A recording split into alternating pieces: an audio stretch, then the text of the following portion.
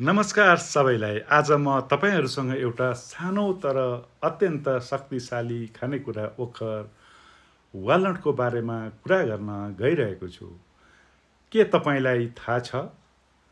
ओखरलाई brain food पनि भनिन्छ किनकि यसको आकार नै हाम्रो दिमाग जस्तै हुन्छ र यसले दिमागलाई मजबुत बनाउँदछ। दिमाग तेज बनाउँछ।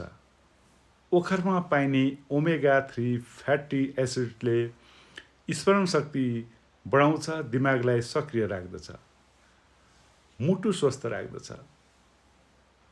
नियमित ओखर खानाले खराब कोलेस्ट्रोल घटाउँछ र मुटुलाई बलियो बनाउँदछ।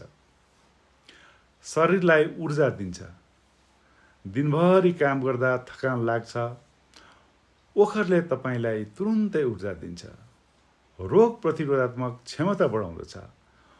ओखरमा एन्टिअक्सिडेन्ट्स भरपुर मात्रामा हुन्छ जसले शरीरलाई रोगसँग लड्न मद्दत गर्दछ।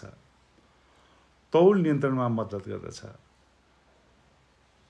थोरै खाँदा पनि पेट भरेको महसुस हुन्छ जसले अनावश्यक खाना खानबाट बचाउँदछ। छाला र कपालको लागि फाइदाजनक।